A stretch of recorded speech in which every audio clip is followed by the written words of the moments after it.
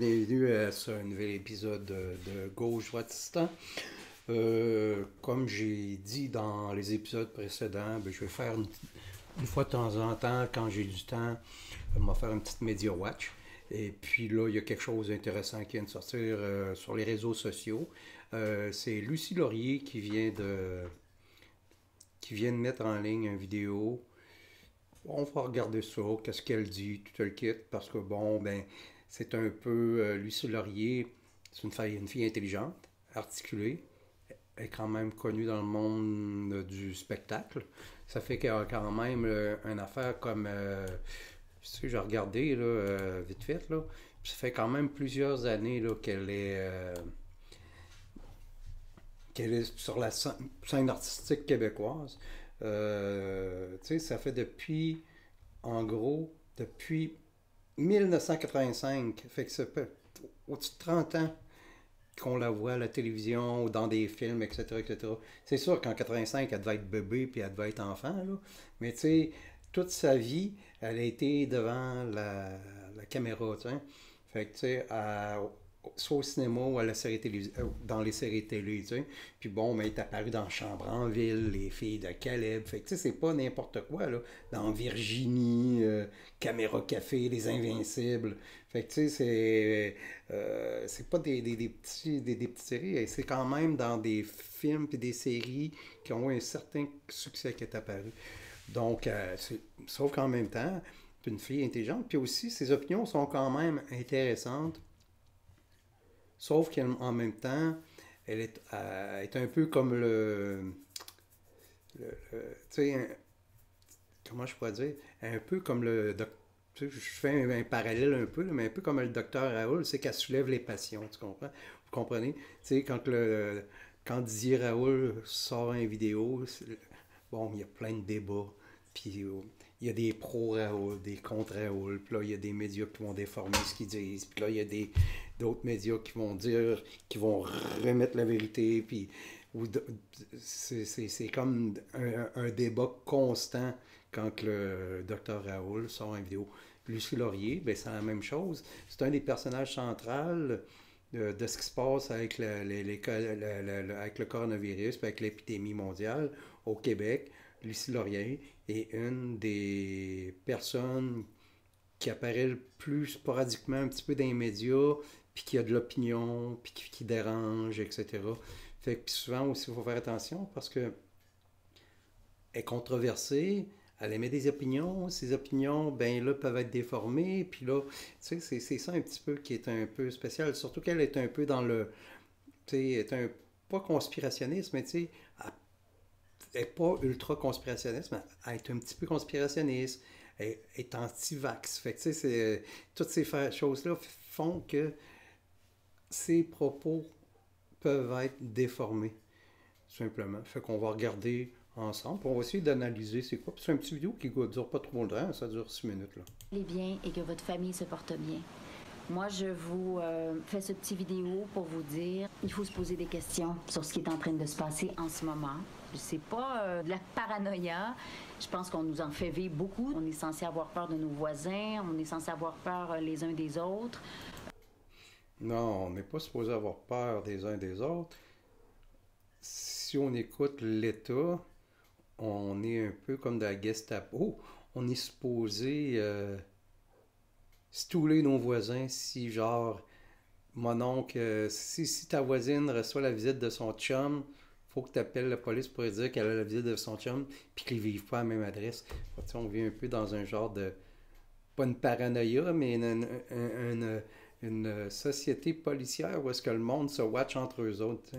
On s'exclut de notre famille, on est complètement restreint dans nos déplacements, dans nos activités. Fait que c'est pas moi, la paranoïaque, de nous enlever nos libertés fondamentales et de confiner toute une nation au complet. Ouais, mais c'est parce que l'affaire, c'est que c'est pas une nation complète, c'est la terre entière, puis c'est pas seulement ici, c'est partout dans le monde. Nous autres, on n'est pas mieux, puis on n'est pas pire. Fait qu'il y a des pays qui sont pires que nous autres, puis il y a des pays qui sont moins pires que nous autres. Nous autres, on est comme un peu dans la moyenne, mais en même temps, On va voir où est-ce que ça mène. Comme ça, sous prétexte d'un virus qui, je crois, existe absolument. Je pense qu'il est virulent, c'est pas ça que je dis. Mais il y a toujours eu des virus, il y en aura toujours. Fait que soit il y a du complot là-dedans ou il n'y en a pas, mais s'il y en Non, il n'y a pas de complot. Le virus existe, mais le problème, comme j'ai déjà dit dans plusieurs des vidéos que j'ai faites, puis même moi, je faisais des vidéos en janvier sur le coronavirus de Wuhan. C'est pas nécessairement... Oui, sa contagiosité n'est pas si pire, mais, mais le problème, c'est qu'il est contagieux plusieurs jours avant les symptômes, ou tu peux être très contagieux sans avoir de symptômes. C'est ça, qui fait que les gouvernements, partout dans le monde, ils ne savent pas sur quel pied danser. S'ils déconfinent, il y a plein de monde qui vont se contaminer. 99,9% du monde vont avoir aucun effet. Mais sauf que l'affaire, c'est que les effets, ceux qui ont des complications, bien, ils se ramassent à l'hôpital, puis ils se ramassent pour longtemps, puis respirateurs, etc., etc., puis on peur de manquer de personnel, puis d'équipement, puis etc. Fait que c'est ça l'affaire, c'est pas une question de complot, il n'y a aucun complot. C'est seulement des politiciens déconnectés du monde réel, qui n'ont pas fait attention aux nouvelles qui circulaient au mois de janvier et au mois de février, qui se foutaient de tout puis qui ne pensaient pas que ça allait arriver ici, et puis qui laissaient rentrer des avions à l'aéroport Pearson, puis à l'aéroport de Pierre-Éliott Trudeau en direct de Chine, sans que tout le monde, sans que comment je pourrais dire, sans réagir, puis en prenant pas en considération ce qui s'en venait. Tu sais. Puis le docteur Arruda aussi, c'est un incompétent qui n'a pas averti, puis qui n'a pas pris au sérieux ce qui se passait au niveau de l'information dans les médias scientifiques. Là, s'il y a un complot,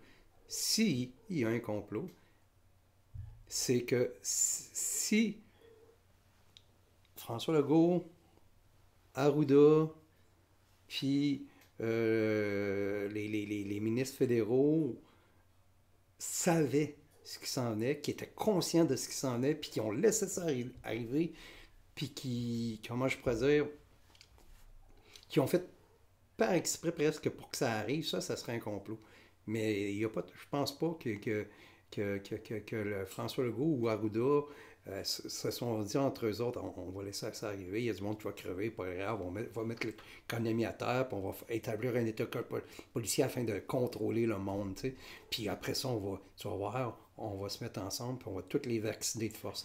Tu sais, je pense pas, là, tu sais. Peut-être qu'il y a une possibilité de 0,1%, là, mais je pense pas. Fait que ça serait ça le complot. Mais si c'est pas ça, il n'y en a pas de complot, ils sont rien que caves. Ils sont rien que caves et incompétents, puis ils n'ont pas vu. Ils étaient inconscients de ce qui arrivait, puis ils étaient inconscients du virus qui se propageait. Puis là, en plus, le virus il était excessivement rapide à se propager. Il n'y en a pas, c'est un peu étrange quand même. Moi, ce que je dis, c'est que des scandales médico-politiques, des bavures, des tragédies, il y en a eu dans le passé. Est-ce que, il faut se poser la question, à qui accordons-nous notre confiance? Est-ce que les gens en place, est-ce que l'OMS sont vraiment les meilleures personnes pour nous défendre? Encore là,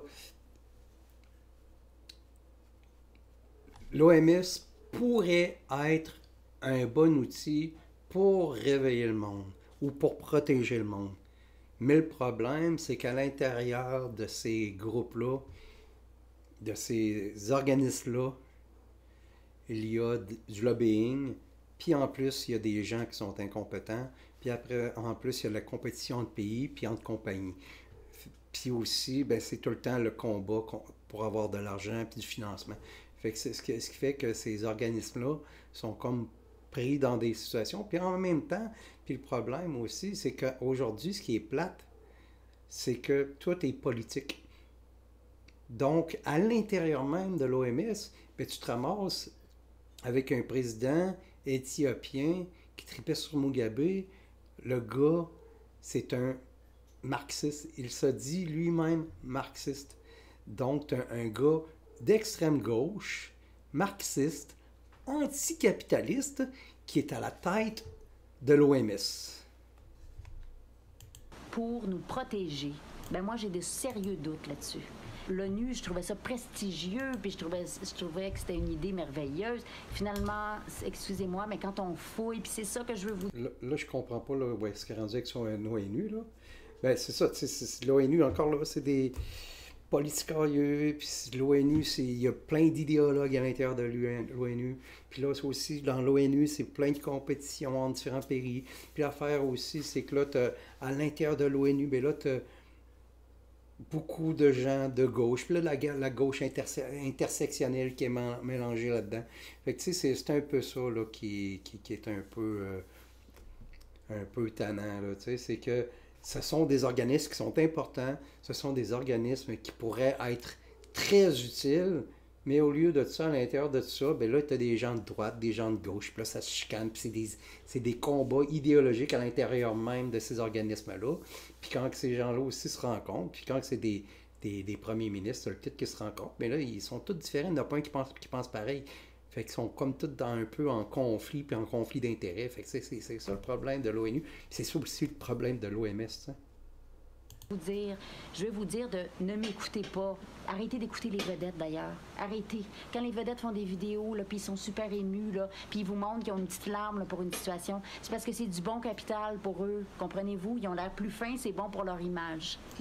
Ben oui, ça a tellement raison. Là. Tellement raison. Là. Quand j'avais vu une actrice là, au Grammy Awards, je me souviens bien, il y a quelques années, là, où est-ce qu'elle avait pleuré, là, les grosses larmes, là, puis là, elle parlait de Donald Trump, là, puis comment c'était épouvantable, puis etc., etc. C'était tellement, là, ridicule, là. Il faut que l'on cesse d'accepter que l'on nous traite comme des décérébrés. Il faut prendre possession de notre capacité à s'informer nous-mêmes, refaire confiance à nos instincts. C'est important. Il faut arrêter d'accepter de se faire parler avec condescendance. Ce n'est pas de l'information qu'on nous donne. C'est pour ça, d'ailleurs, que les gens quittent les médias traditionnels. Parce qu'on sait qu'ils ne parlent pas pour nous. Parce qu'ils dictent une façon de penser.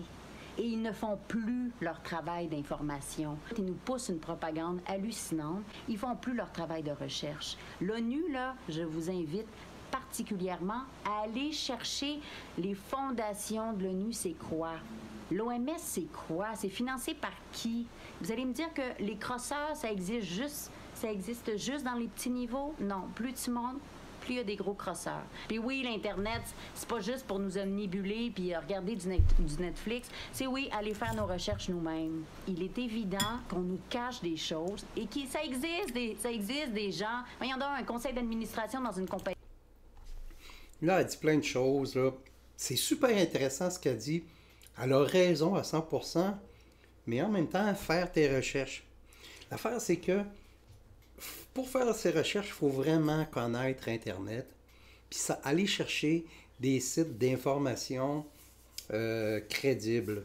Tu sais, tu vas pas sur... L'affaire, c'est que les gens vont faire des recherches, mais là, ils se ramassent sur un site comme La Table Ronde, ou est-ce que c'est un site ésotérique, ultra conspirationniste, cosmique, là, qui pense qu'il y a des êtres de lumière là, qui descendent sur Terre, etc. Puis, tu sais, puis ils pensent être en contact avec ces êtres de lumière-là, tu sais. Ou sinon, tu sais, des affaires comme... tu sais, t'as Wikistrike, là, qui vont prendre quelque chose de vrai, mais le déformer pour que ça devienne un genre de complot, tu sais. Fait que c'est ça le problème aussi. Puis bon, mais sinon, les gens vont aller écouter David Icke. Mais David Icke, tu sais, c'est ce que, moindrement, quand tu as un peu d'histoire et de recul, puis que tu connais ces affaires-là, là, David Icke, ça fait 20 ans qu'il dit la même affaire. C'est pas 30 ans qu'il dit la même affaire. David Icke, c'est lui qui tripe sur les reptiliens. C'est lui qui, tu sais, quand on parle des extraterrestres reptiliens qui contrôleraient la Terre, là, ben, c'est David Icke qui a parti ça. Fait que, tu sais, c'est. Puis là, tu sais, David Icke, là, présentement, mais là, il est sur le G5, les nanoparticules, puis tu sais, une conspiration de vaccinage avec Bill Gates, puis tout. Tu sais, c'est parce qu'à un moment donné, je peux bien croire que ça existe, ces affaires-là, là. Mais oui, il y a des complots, puis il y en a tout le temps eu, puis il y en aura toujours.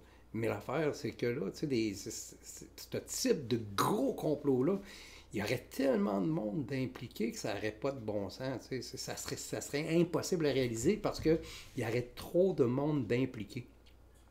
Fait que c'est ça le problème.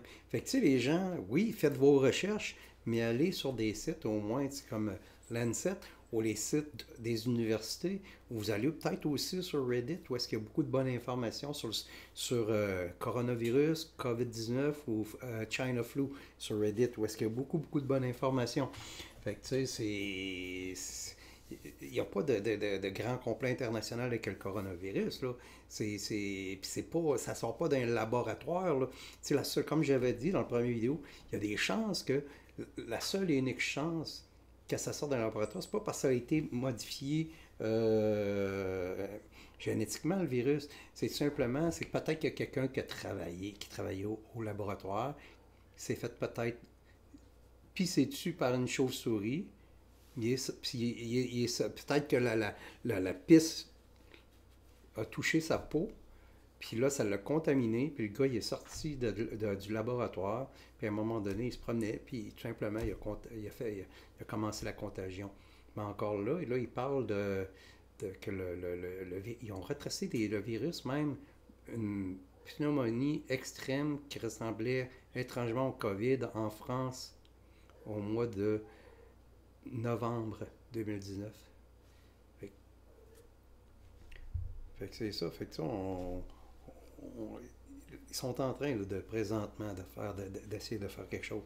Tu sais, la conspiration, il n'y a pas de conspiration, il n'y a pas personne qui a manipulé le virus pour mettre le VIH dedans, etc. Parce que quand tu fais tes recherches, ce que tu sais, c'est que le génome du virus est disponible sur Internet. Puis quand tu es biologiste, je ne suis pas biologiste, mais j'ai vu des biologistes, qu'est-ce qu'ils font?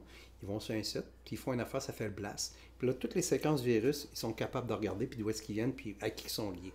Puis ça, il n'y a personne qui peut faire une fraude avec ça. Là. C'est celui qui serait prêt à faire une fraude de ça, là, il serait emprisonné pour le restant de ses jours. Là, tu sais. Compagnie, t'as une stratégie, merde. Bon, ben les compagnies pharmaceutiques ont des stratégies. Moi, il y a des députés qui me l'ont dit, qui votaient des lois. Des fois, ils n'avaient pas le temps de la lire, la loi. C'est comme les maudits chroniqueurs dans les journaux. C'est évident qu'ils n'ont pas le temps de prendre du recul sur les situations. On est obligé de penser d'une certaine façon. Si tu veux accéder à un certain niveau, il faut que tu sois formaté dans ta façon de penser. Puis si tu veux briller dans le grand monde, puis les gens dans le grand monde sont pas plus intelligents que les autres, puis leur pensée est définitivement pas plus évoluée. Mais ils aiment croire ça d'eux-mêmes. Moi, je me dis toujours comment ça se fait que les gens qui sont formés dans les meilleures écoles, ils apprennent toutes les mêmes affaires. Puis ça se passe pas super bien dans le monde, on va le dire, là. Ben, pensez-vous sincèrement que formés par dans les mêmes... C'est parce que tous ces gens-là, des fois, sont plus intelligents, moins intelligents, plus éduqués, moins éduqués, plus instruits, moins instruits, ça dépend. Il y a du monde qui sont ultra brillants là-dedans, mais c'est parce que c'est souvent, il y a beaucoup de monde aussi qui sont des idéologues.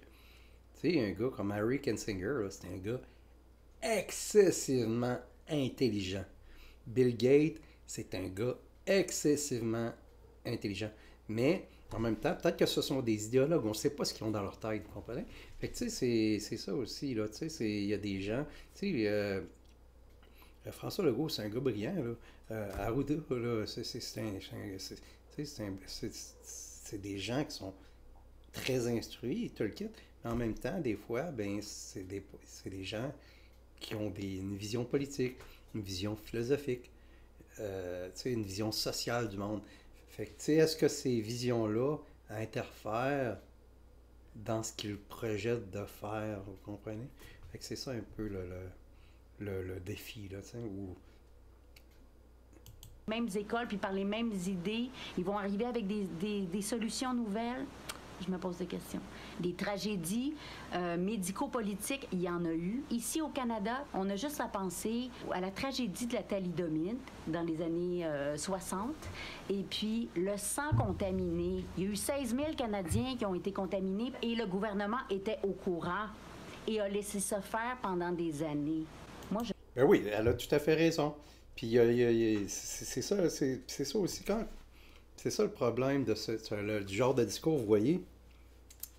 Elle dit des choses super intelligentes, super intéressantes, mais en même temps, elle mélange ça avec faites vos recherches. Vous comprenez? C'est ça le problème. C'est ça, quand une personne de même publique parle, puis qu'elle a un impact quand elle parle, ben si une personne ne sait pas comment faire ses recherches, ben là, elle va commencer à chercher sans contaminer, puis là, elle va se ramasser sur un site conspirationniste, puis là, tout ce qui va être écrit, ça va être ultra amplifié, puis là, la personne, elle va capoter, puis là, elle va penser là, qu'il y a eu un ultra complot pour empoisonner tous les Canadiens, puis afin de les asservir, tu sais.